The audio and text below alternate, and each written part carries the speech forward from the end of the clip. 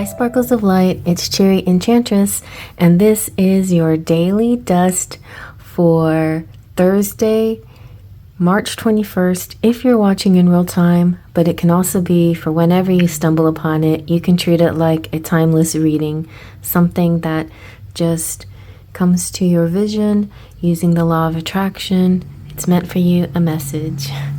I'm going on a fairy kind of journey here, and now I'm shifting to focusing on a particular oracle, the Wild Wisdom of the Fairy Oracle. And today we have the littlest fairy: appreciate the beauty and value of the exquisite and small. Shimmer, glamour, confidence, allure, and charisma. Once was innocent. Knowledge means change. And let's get into this. Generally, it feels like don't neglect the little things and don't overlook the little things. Little things are important. And also little as in stature, people, children, animals, things that are smaller could be very important to your life right now. The shimmer is about the sparkle that you have that feels sort of carried over from yesterday, this glow up that's happening here, and you carry with you this shimmer. And so yesterday a little bit of it was communing with nature and connecting with fairies and the outdoors and animals and natural things, and it feels a little bit of that continuing, but maybe going even smaller when you're observing the world around you. And the things that you learn may make a big difference in your life. It's okay to embrace change, because change is inevitable. Change happens. Even in the smallest of ways, every day, a little bit of change happens. And most of the times we don't push against or confront the change because it's small and it's little, and you don't even notice it. But it's the bigger change that we sort of push against and maybe resist a little bit. And so I feel like the good thing is this change that's coming is going to be in small doses. It's going to be gradual. It's not going to be a huge shift in your life, and it's going to be something that you'll be able to incorporate and encompass in your life in an easier way, get more accustomed to as you go. If it's, like if it was a big change, like winning some money or something like that, of course that would be a wonderful large change type of thing. But even a good change can take some getting used to, and even a big good change like that can take little steps to fit it into your lifestyle. If you change your lifestyle, gradually shift from pauper to prince or whatever it takes, even with the big money, it takes some changing, right? Even with the great beauty, it takes some adjusting. Even with this newfound self-love, it still takes some adjusting and some minor reminders and habits, and continually to keep in that positive mindset. And then something about fairy sparkles, pixie dust, those kind of things, the sparkle is small. Just think about that. But many of them together make something really light up.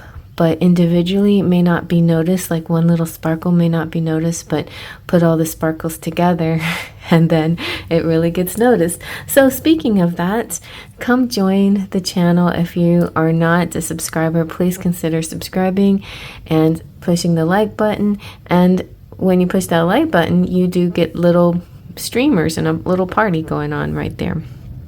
So I'm going to go a little bit deeper into each card and explain a little bit more what each means and how they connect and how it connects to this day.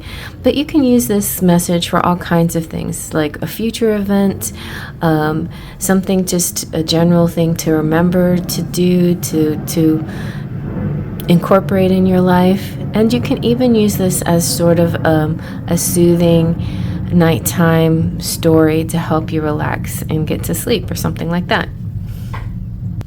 The littlest fairy is saying that little things do matter. Seeds, subatomic particles, fairy rings, and precious things are often very, very small. Right now, spring is springing, and this is I'm doing this for the first day of spring, and so you're going to see a lot of new little tiny things that weren't there before. They are often overlooked, so they go unnoticed, or they're judged ordinary due to their lack of size. But such small things have great power, magic, significance far beyond their size. They are gifts from the world of the fairies, and as such, the more you express your gratitude and appreciation for them, the more fairy blessings and magic can enter your life. Even if it's just a little change here and there, a little offering, a little time from somebody, all of the little things do add up, and they mean a lot. Those invisible things, like I said, could be overlooked, but be sure to take a look around, both with your physical eyes and your spiritual eye. You can even touch them with your delicate fairy fingers and find out what's been given to you, and then give thanks for those little things, the little tiny things. And speaking of tiny things, you can make offerings, tiny fairy offerings. So if you have some kind of garden, yesterday we talked a little bit about a wishing well and creating a little wishing well. So maybe that's something that you might want to turn to. Also, anything that you do outside for birds and for flowers and animals is something that, but like butterfly bushes and things like that, are things that will attract the fairies too, and that the fairies appreciate. So putting out bird seed for the birds, or making a fountain for the birds' watering hole, or even bird houses and feeding trays, things like that can all be something that the birds and the butterflies and the fairies will like. So yeah, keep looking for places outside where you can do things like that. And if you don't own a home, or you can't do it in your own home, even if you have just a little patio on your apartment, you can put a little watering hole or a little plant or something like that. Create a little fairy space. You can create a fairy space inside your home. There's all kinds of ways to do that. If you don't want to make an actual space for them, you can still leave out special things, like a little tiny piece of bread on a little shell or something. Create little fairy silverware. Yeah, I often do stuff like that. So fairy offerings and tiny things. It just shows, that you care and that you believe in the tiny things, and that you think that, you treat these tiny things with significance. And so also, this is a general and message to be modest and just notice things that are in miniature in general. The dew on the grass, a rainbow in a crystal, and the breeze on a warm summer's day, or the cool breeze on a new spring day, the smell of grass in the air or flowers in the air. There is a difference, between the smell of winter and the smell of spring. Notice these little differences. The delicious taste of strawberries too. And just the little things that just make you feel happy. And that will definitely provide this addition to your glow up, this fairy essence that you're diving into. Feels like you're tapping into your fairy essence by doing these things, by appreciating the little things. The shimmer is all about glamour. Glamour is a fairy magical ability to draw down to you and around you, and from within you too. It is kind of a shape-shifting type of thing, casting this glamour about you. Its ability to shake off the dust of the road after a long day's travel and walk into the presence of the fairy king, standing tall and regal with beauty as your mantle. And don't try to paint a false self of yours, facade, in other words. It comes from within, right? It comes from a light within. So it's a convergence of your higher self with your outward appearance, and it's extremely powerful and a positive in terms of your personal power. So when you come into the presence of this fairy, Miss Shimmer Fairy, in her court, on her throne of stone, stand tall and be who you are at your highest potential. Close your eyes for a moment and see yourself being sprinkled with fairy dust from head to foot, and from within yourself, see this golden light awaken and radiate out. Stand tall and strong and walk with deliberation and care, and meet the glances of people fearlessly and with belief in your own power and worth. Be warm, be strong, and when you do this, we come from a position of personal trust and strength rather than from a belief in our fatigue or age or infirmities or injustices. We come from a place that Vivienne, the great fairy queen of Avalon, would have worked with when walking into the court of Camelot to represent the old ways. Know who you are and then bring that forth. That's the true meaning of powerful glamour. And when you invoke this power, all of who see you will stop, share with you their attention, their respect, their time, and you in turn will do it for those who have found that power within themselves too. The glamour is also wonderful art for those whose feelings and thoughts are there for all to see upon our faces. So when we wish to remain mysterious, call upon the glamour, draw her down and forth, and remain within your own self. So it's not about, being false or being superior. It's about having a self-assuredness. So if you're ever around people who want to talk to you and treat you like you're less than, then the important thing is not to go into your own ego and believe them and then start thinking of all your faults. Instead, draw upon the fairy power of glamour and draw it around you like a cloak of enchantment. This will help you protect yourself from your own tendencies to submit to fear and sometimes not handle yourself as beautifully as you are able. And the fairy power of glamour is yours to be called upon, and it will change your appearance ever so slightly. It's a little change. It's a little change, and it means that this little change, though nobody really recognizes what it is. Something you did with your hair, what did you do? It's nothing that you physically did. It's something in your confidence, and you're tapping into your fairy magic that suddenly now is making you appear differently and more confident, and in a way that people don't want to mess with you anymore, in a negative way, where they want to respect you, where they want to treat you like what you deserve to be treated. And it's a small change. And you were once innocent, and now you know this little tool that you can use for your own benefit.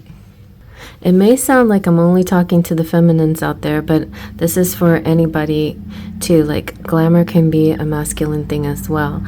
And or this could be, if you are male or masculine, you could be connecting with somebody like this. And now here's a secret to her magic, how she's so irresistible or how so magnetic.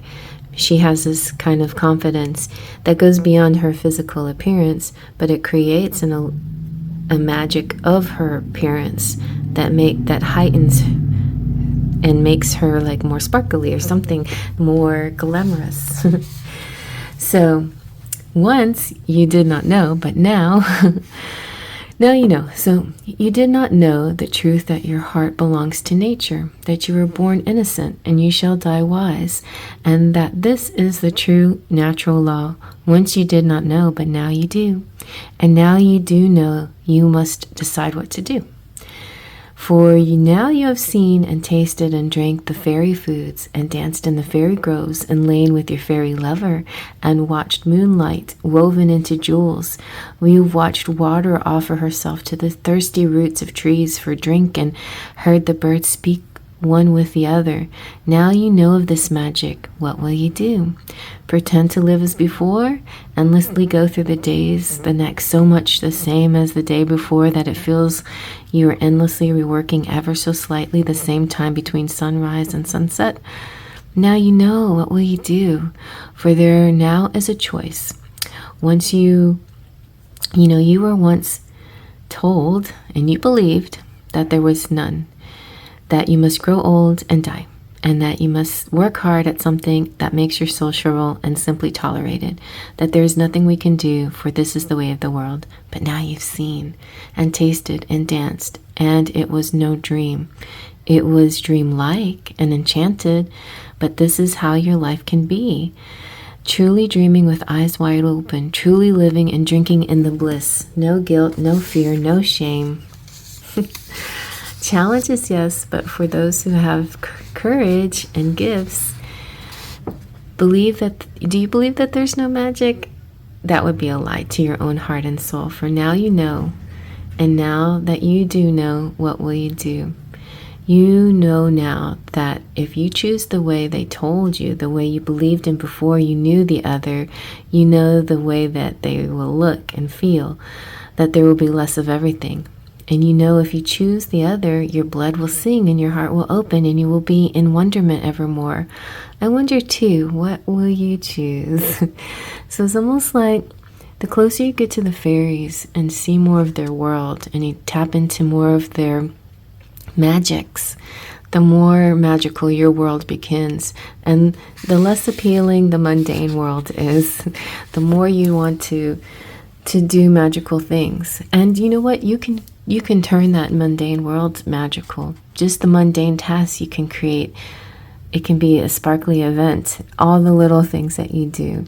You don't have to live it like it's a drudge or it's a mundane routine, but you can live it like it's a sparkly fairy enchanted world. It's up to you.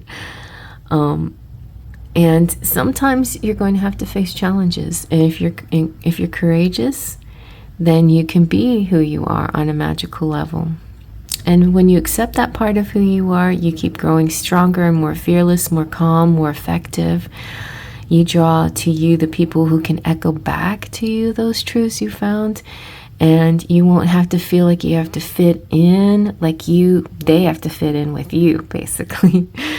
And you will know that you found your path, and it's tangled and wooded, but it's yours, it's your magical land. So you can't deny what you've already seen. You can't go back to what you were. You know the truth of who you are now, and that you have this special gift. You have this ability. You have the glamour. You have this world. You've seen the little things. You know it exists. You can pretend it doesn't exist to get along, but it feels wrong, right? It feels wrong. So sometimes you have to just